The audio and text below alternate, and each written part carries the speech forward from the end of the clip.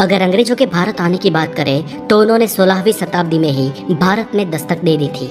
आपको जानकर हैरानी होगी कि जब शाहजहां ताजमहल बना रहा था तब दूसरी तरफ अंग्रेज भारत में पैर पसारने की कोशिश कर रहे थे। इसके बाद भारत में छोटे बड़े कई राजाओं के अलावा दो बड़ी ताकतें बची थी। एक थी औरंगजेब की मुगलिया सल्तनत और दूसरी थी मराठा साम्राज्य। अंग्रेजों ने इंतजार किया कि ये दोनों आपस में लड़े। अंग्रेजों ने इसके कई प्रयत्न भी किए और इसके सालों बाद अंग्रेज धीरे धीरे विविध जगहों पर भारत में सत्ता में आने लगे और उनकी इन मंशा कामयाब होने में 100 से भी ज्यादा साल लग गए और ऐसे साल आया 1800 का। तो चलिए दोस्तों, आज इस वीडियो में हम जानते हैं कि सन 1800 में भारत कैसा था। दोस्तों, इस समय भारत या दुनिया में भी कोई बड़ी टेक्नोलॉजी नहीं हुआ करती थी। हमारे यहाँ अधिकांश लोग धोती और गमछा पहना करते थे और बहुत अमीर लोग कुर्ता पहन लिया करते थे। बाद में अंग्रेजों की शर्ट और टी शर्ट को भी कुर्ता ही कहा जाने लगा।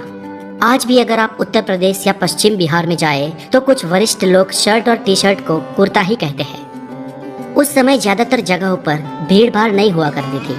पूरे भारत में करीब 16 करोड़ ही लोग थे और यहाँ पर पूरा भारत यानी कि अखंड भारत, जो भारत पाकिस्तान, बांग्लादेश, बर्मा और अफगानिस्तान से मिलकर बना था, यानी कि आज के इन 5 देशों के विस्तार में सिर्फ 16 करोड़ लोग ही रहा करते थे। उस समय भारत में बहुत ज्यादा प्रोफेशन नहीं हुआ करते थे। अधिकांश लोग तो किसान ही हुआ करते थे जो पूरा दिन खेतीबाड़ी और पशुपालन करते थे और शाम को अपने घरों में आकर भजन कीर्तन और सत्संग किया करते थे और रात में जल्दी जल्दी सो जाते थे और सुबह फिर से जल्दी उठ जाते थे। यही भारत के ज्यादातर लोगों का नित्य क्रम हुआ करता था। तब लाइट्स नहीं थी, इसलिए शाम को भजन या ईश्वर पूजा करने में बाधा न आए, इसलिए दिए जलाए जाते थे। कुछ लोग दूसरे कामों को भी संभालते थे, जैसे कि कुम्हार, धोबी, सुथार, सोनी, ये सब। लेकिन जब इनका भी दिन खत्म हो जाता था तो शाम को ये यही नित्य क्रम अपनाते थे। ये तो हुई गांव की बात, और उस समय इतने गांव थे कि गांव ही भारत को रिप्रेजेंट करते थे। शहर बहुत कम हुआ करते थे और शहरों की बात करें तो ज्यादातर लोग मिलों में मजदूरी या काम किया करते थे। उस समय लोगों का काम बहुत मेहनत का काम हुआ करता था, क्योंकि उस समय ना तो बिजली थी और ना ही आज की कोई आधुनिक टेक्नोलॉजी।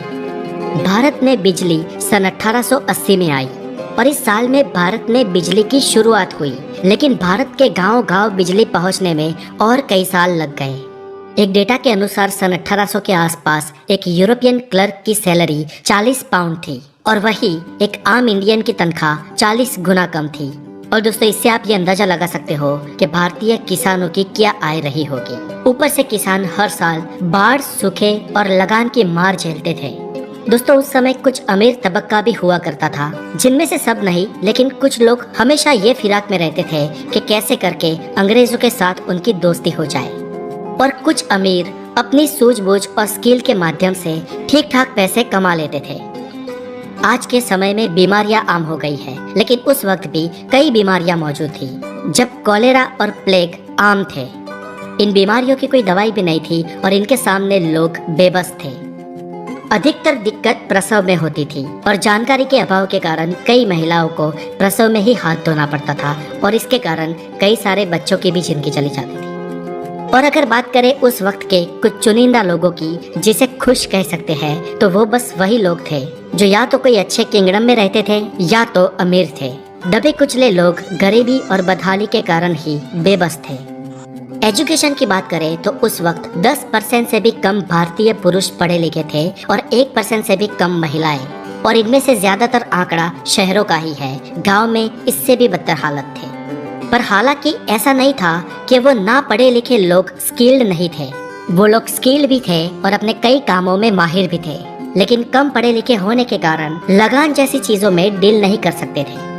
भारत के लोग उस वक्त पैसों से चीजें खरीदने और बेचने के बजाय एक्सचेंज व्यवहार में मानते थे, जैसे एक मटके के बदले 5 किलो चावल या 10 किलो आटे के बदले 5 किलो दाल। ज्यादातर गांव में ऐसे ही व्यवहार होता था।